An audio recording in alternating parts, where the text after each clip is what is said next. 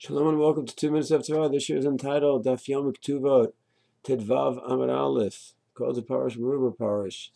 We'll discuss a fascinating case where one finds meat in the street.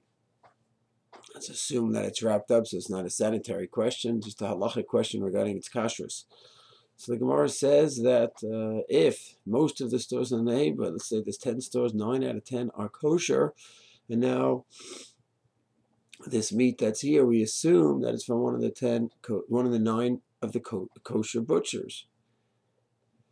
And the fact that maybe it's a treif, you don't know what it is, there's no way to identify the meat from which store it came from, doesn't matter. We call it the parish muba parish. Anything that was separated from the stores, we assume it's from the rove, from the majority. The majority of stores are kosher, and that is the halacha midoraita. We go by the rove, and that's it.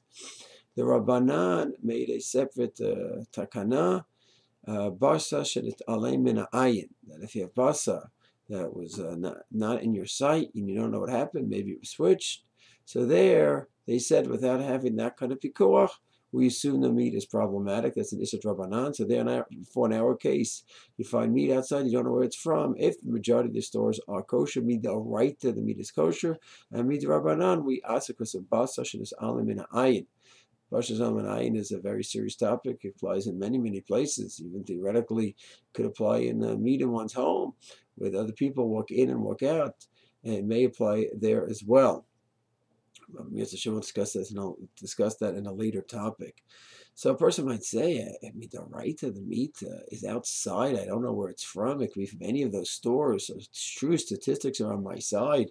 9 out of 10 places of the butchers are kosher. Still, I would never touch such a piece of meat. Chas v'shalom, it could be a treif piece of meat from the treif market over there. I wouldn't touch that. It's a totally improper approach. Once the Rabbanan came in and asked it, of course, that's halacha. But before the Rabbanan came along, there's no taboo against that piece of meat. Halacha guides us. And we have the phenomena called rove, the majority. And when the rule of majority applies, like this case where it was separated from the butcher, and it's outside in the street, that's rove. You're passing by rove, and a person should not go ahead and let a certain feeling say, I couldn't treat this as kosher. I know you couldn't treat it. Halacha treats it as kosher. If you go into the market, you know which one you went to, that's a separate category. That's not rove. But if it's a halachic concept of rove, then a person should appreciate it and abide by halachic categories.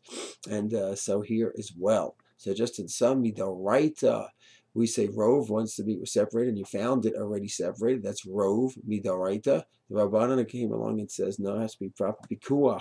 Has to be watched over, and otherwise it's a problem of basa shenet on min ayin. And therefore, of course, midrabanan, one could not eat such a piece of meat. But it's important to understand the conceptual background and the categories over here. Shalom.